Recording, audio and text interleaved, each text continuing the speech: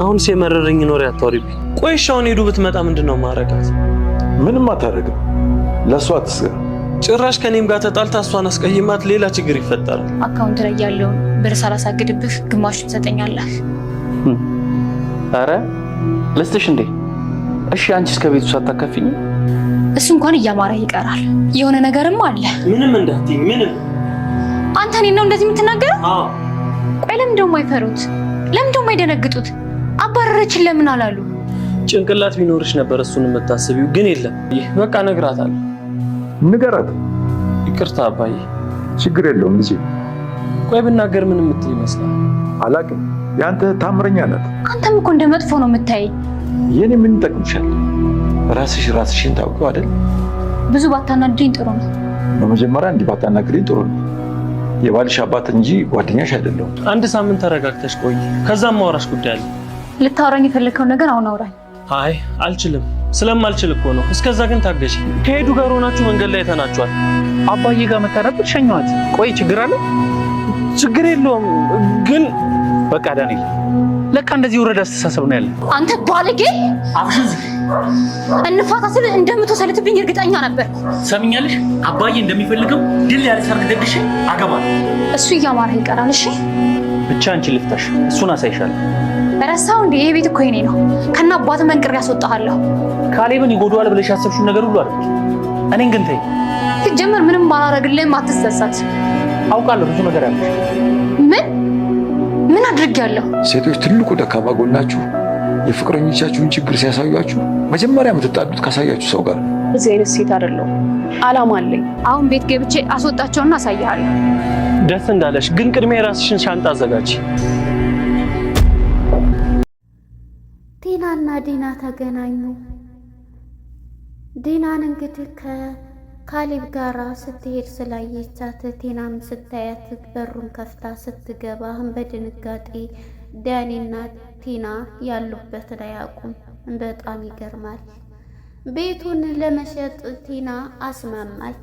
ፎቶ አንስታ ለቤት እንትኖች ለሚገዙት በፎቶ ስልክ ብዙ ብር እንደሚገዟት ሁሉ መለሱላት። ይህም በምታይ ጊዜ በደስታ አበደች። በውሸት በፌክ ሰነድ ያበደችው ቲና አሁንም ደግሞ በፌክ በሚልኩላት የብር ዋጋ የቤት ዋጋ በጣም አበደ፣ ተደሰተች። ይህንን የሰማው ዳኒ ደግሞ ሚስጥሩን የሚያውቀው ብዙም አትደሰች፣ ሻንጣቸውን መንቅሬ ነው ማስወጣቸው እያለች ነበረ። ካሁን በኋላ ጥገኝነት በቃ ሁሉ በደጄ ነው። ስለዚህ ዳንሻ ከኔ ጋ ነው የምትኖረው። ካሁን በኋላ አንተም ጥገኛ አትሆንም። እኔ የቤቱ ባላባት ነኝ። አባትና ልጅን መንቅሬ ያስወጣቸዋለሁ እያለች ሽማግሌውን ራሱ አነጋገሯ በጣም የሚገርም ነው። ሽማግሌውም ቤቱን በምታነሳ ጊዜ ልጄ ለምን ነው ስላት ቤቱን እያስማማሁት አለ። እንዴ ሌላ ቤት ገዛሽልን እንዴ እያሉ እያሾፉባት ነበረ። እሷም እሱን ቀስ ብለህ ታያለህ። አናገርሽኝ ልጄ? አይ አይደለም። ሰላም ጤና ይስጥልን ውድና የተከበራችሁ የቻናሌ ቤተሰቦች እንኳን ወደ ቻናል በሰላም መጣችሁ። የግፈኛው ሚስትና የሰራተኛዋ ትሁት ፍጥጫ ክፍል 29 ተለቀቀ። ወደ ክፍል 28 ስንመለስ እንግዲህ ሁሉም በተሰበሰቡበት ቲና ሁሉንም ሰብስባ ማነች ትሁትን ውጭ አንቺ በምትባል ጊዜ አይ እሷን ትቀመጥ ለምንድን ነው እሱ ተናገሪ በምትባል ጊዜ ወደ ክፍል 28 ስንመለስ እንግዲህ እሷ ፍች ነበረ የጠየቀችው። ፍች መፋታት እፈልጋለሁ ብላ ነበረ ጥያቄ ያቀረበችው። ጥያቄዋንም እንግዲህ ወደ ክፍል 29 ስንመጣ እሺ ብሎ ካሌብ ተቀብሏል። ይሄን በሚላት በፍጥነት እሺ ብላ እንደ በፊቱ ስለሚያፈቅራት ይለምነኛል፣ ይመጣልኛል ብላ ነበረ ያሰበችው። ነገር ግን አስበህበት ነው እያለች አዎ አንቺ ብቻ ከፈታሽ በኋላ ምንም ነገር እንትን እንዳትለደሚ ቢላትም በፍጹም ካንተ የቀረ የለም፣ አንተን መንቅሬ ሳወጣቸው ቤት እኮ የራሴ ነው እያለች ነበረ ስትጎረር የነበረችው። እንግዲህ ሽማግሌውም እያያት ስለነበረ ቤቱን አስገመትኩኝ ስትለው ነበር። ይሄን ቤት እኮ በጣም እወደዋለሁኝ እያሉ ነበር። እሱን እኔ በወሰን አይሻልም እያለችው ነበር። ሽማግሌውም እየሳቁም እየተገረሙም የእሷ ወሬ በጣም የሚገርም ነው። በዚህም የተነሳ እንግዲህ ሁሉንም ነገር እንደዚህ ብላ ቀጥታ ወደ ዳንኤል ጋር ነው የሄደችው። ዳንኤል ቁጭ ብሎ እየጠበቃት ሳለ ብታይ እኮ ቤቱን እንዴት እንደሰጡኝ የብር መዓት ነው። በቃ እኔ እናንተ ሀብታም ሆን እያለች እየተጎራች ነበረ ቲና። እንግዲህ እሱም ስለሚያውቅ ሚስጥሩን እባክሽን እያላት ነበረ። ተረጋግተሽ ብወስኝ በእርግጥ ፍቹም ላይ እንደዚህ ስትል እባክሽ ሰቢበት፣ አንተ ምንድን ነው ምን አስጨነቀህ እያለችው ነበር። እኔ ግን ከነሱ ጋር ነኝ አሁን እያለ ነበር። እህቴ ስለሆንሽ ትዳርሽ ዝም ብሎ ሲፈርስ አልወድም እያላት ነበረ። ሽማግሌውን ዞር እያለ እየሳቀው ነበረ። እንግዲህ ውሽማውን እህቴ እያለ ሲያወራ ሽማግሌው ሁሉንም ነገር እንኳን ሽማግሌው ካሊብም ስለሚያውቅ ፈለቁ ሆኖ ሁሉንም ስራ ስላወቀ በጣም ነው የቲና ነገር የሚገርመው ማስመሰልና እንትን ማለቷ። አንደኛ ደግሞ የያዘችውን ፋይል እንኳን ይሄንን ብታቂ ኖሮ እንትን ባላልሽ በነበር። ግን ለምንድን ነው እንደዛ ቤቱን እንደዛ ስላቸው እንኳን እኮ የመደንገጥ ስሜት የፍርሃት ስሜት ምንም የለባቸውም። ከቤት አስወጣኋቸው እንኳን ስል እያለች ነበረ። በዚህ የተነሳ እንግዲህ ዳኒ ስለሚያቀባክሽን እኔ አልነግርሽም ተረጋጊ እያላት ነበረ። እባክሽ ሲላትም በፍጹም አልረጋጋም። ምንም ከነገርክ አሁን ንገረኝ፣ ካልነገርክ አታናደኝ ብላ ተነስታ ሄደች።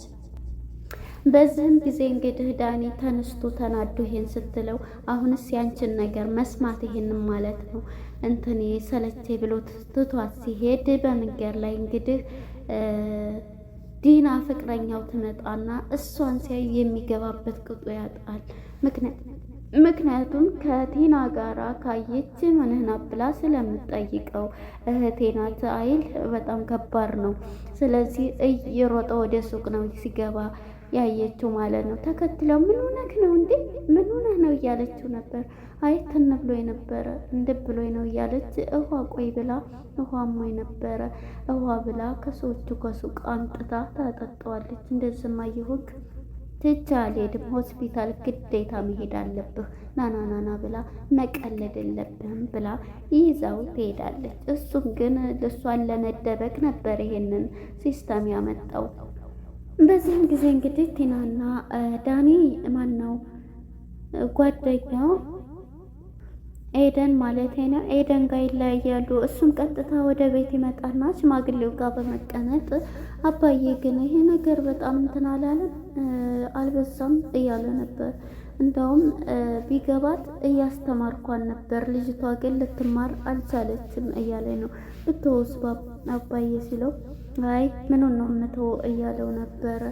እሱም እንግዲህ ይሄንን እያለው እኔ በመሀል ተጨናነኩ እያለ ነው ዳኒ በጭንቀት ውስጥ ያለው ማለት ነው። ምክንያቱም ዲናም አለች እዚህ ጋር ደግሞ ቲናን ፍቅረኛ ነኝ ብሎ እዚህ ጋር ደግሞ ላለመናገር 4 ሚሊዮን ብር እየጠበቀ ያለው ዳኒ በውጥረት ይገኛል በጭንቀት ላይ።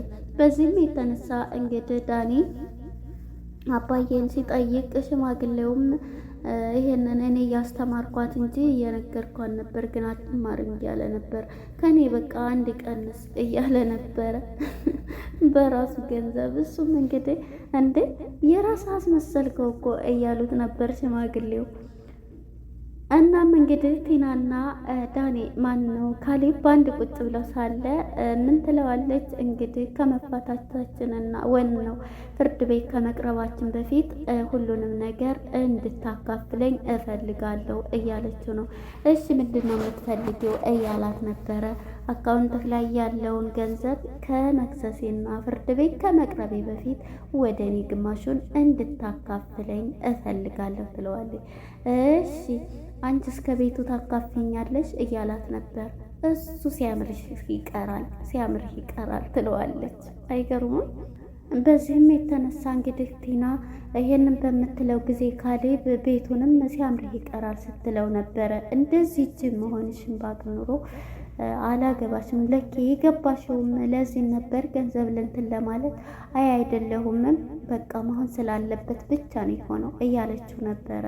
እሱም እንግዲህ ይሄንን በሚላት ጊዜ በቃ ለሁሉም ነገር ፍርድ ቤት ያለውን ነገር ይጠይቀኝ ህግ ብሎ ይናገራል። እንግዲህ ካሌብ ማለት ነው ይሄንን ብሏት እሷም ካሁን በኋላ ግን አላት አንድ ነገር እምልሽ ይሄን ሁሉ እንትን ብለሽ ይቅርታ እንኳን ብለሽ ብትጠይቅኝ መልሰሽ ተፋተን እንታረቅ ብትይ በፍጹም የማይቻል ነገር ነው እያላት ነበር። እሷም ለዚህ ወስኜበታለሁ ዳንኤል ውሽማዬ ስላለ ምንም ችግር የለም እያለች ዳኒ ግን ፍቅረኛ ያለው ከሷም ደግሞ ንብረት የሚፈልግ ነው። እንግዲህ መጨረሻ ላይ ቲና ስታብድ ነው የሚታየው። ከቤት የለይበት ከትዳሯ ከሁሉም ፈርሳለይ ማለት ነው። ዳኒ ግን ከዚህ ቢያጣ ያው ዲናን አያጣም ማለት ነው። ሁሉንም ይዞ ይሄዳል ገንዘብ ባያገኝም። ግን እሷ ግን ይሄንን ስትሰማ የዳኒ ፍቅረኛ ስትሆን በጣም ነው የሚገርመው። እናም እንግዲህ ወደ እንትኑ ስንመለስ እሱም ተነስቶ ህግ ይጠይቀኝ ብሎ ፍርድ ቤት ዳኛ ይጠይቀኝ በማለት ትቷት ሄዷል። እንግዲህ ዳኒና ቲና ይገናኛሉ። በአንድ ሆኖ ሳለ እኔ ምንድነው ያለው ነገር? ምንም እኮ ያለው ነገር ምንድነው ያለ ይሄን እንዳትይ ጭንቅላት ቢኖርሽ እኮ ይሄን ነገር ታስቢ ነበር እያለ ምንም እኮ አልደነገጡ ምን አይሉ ከቤት እንደዛ አስወጥቻቸው ውጡ ብያቸው እያለች ቲና በፉከራ ላይ ትገኛለች። ምንም ነገር አልሰማሽም ምንም እንዳትይኝ በማለት ዳኒ መልስ ይሰጣታል። ምክንያቱም በቃ ምንም እንደማያመጡ ሲያውቁ ነው መረጋጋታቸው ነው አይደለም የገረመሽ እያላት ነበር። ይሄን ብታስቢ ኖሮ ጭንቅላት ቢኖርሽ ሁሉንም ነገር ታውቂ ነበር እያለ ዳኒም በጭንቀትና በውጥረት ካሁን ዲና መጣች ተገናኙ ጠራችኝ እያለ ምክንያቱም እሱ ባይኖርም ዲና ቀጥታ ስለምትመጣ እነባባ ጋር ቤተሰብ ስለሆነች በጣም እንዴት ውስጥና ስሜት ውስጥ የሚገኘው ዳኒ አላቅልሽም እያላት ነበረ።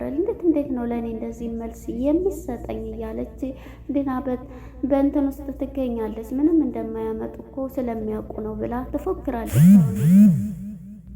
በዚህም ጊዜ ዳኒ እንግዲህ ግራ የተጋባው ከሽማግሌው ጋር በመገናኘት በቃ እንዳውም ትቼዋለሁ እኔ እነግራታለሁኝ ይላል። ይቅርታ አባዬ ይላል።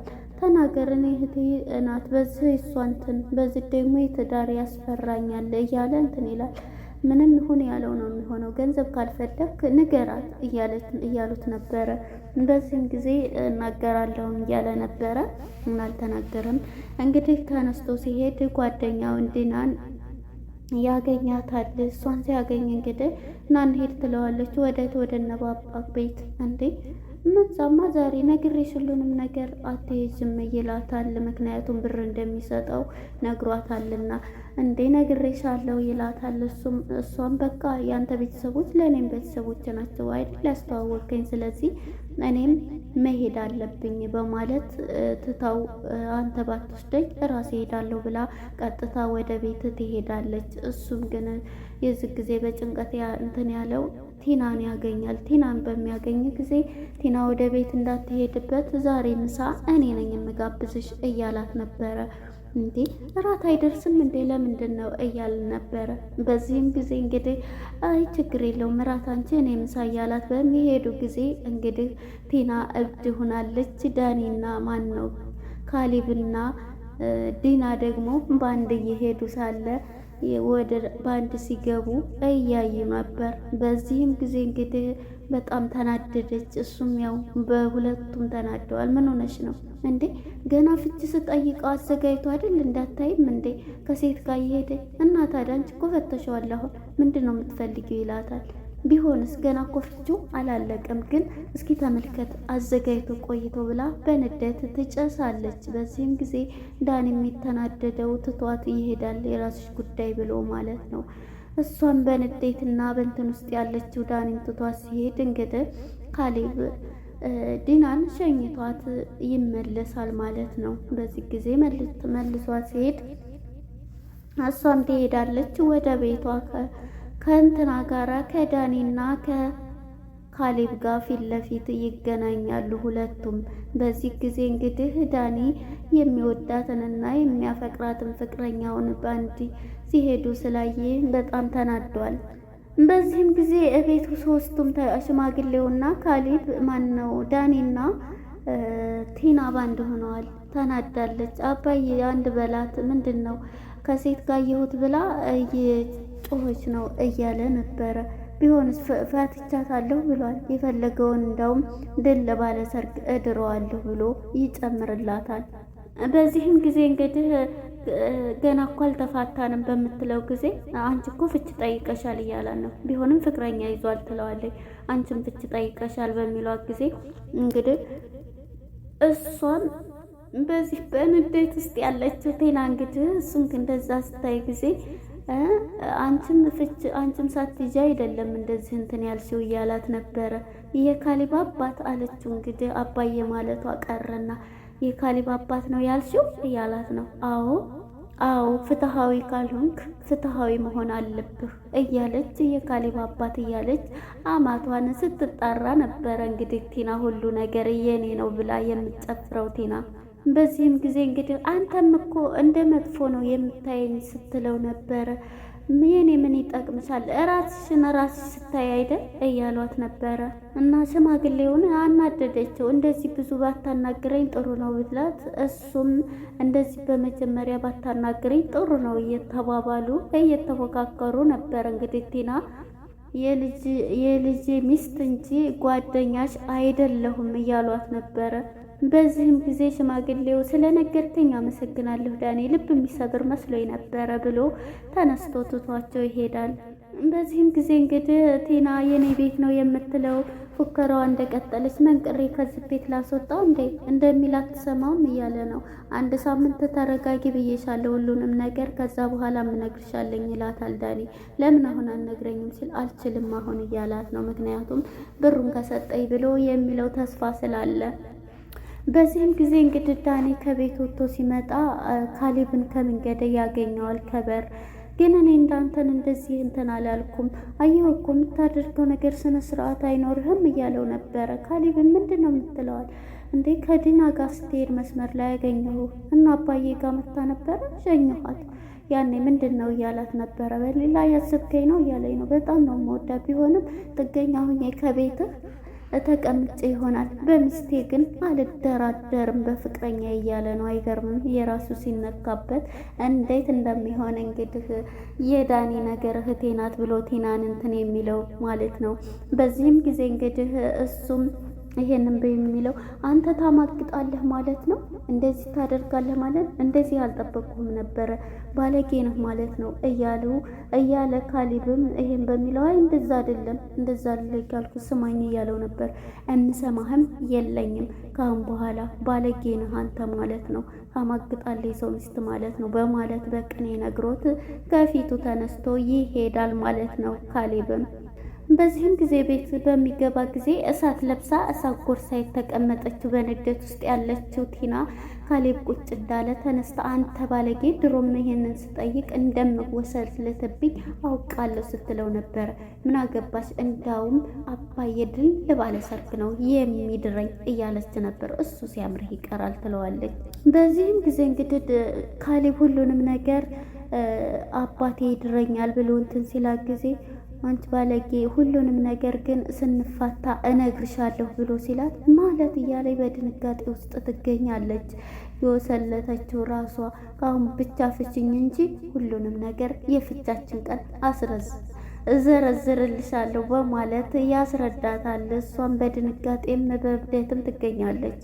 እስከ አባትህ መንቅሬ ነው ከቤት ማስወጣችሁ እያለች ፉከራዋን ብትቀጥልም ይሄን ሲላት ደግሞ ትደነግጣለች። ስንፋታ ሁሉንም ዘርዝሬ በዝርዝር አስቀምጥልሻለሁ ይላታል።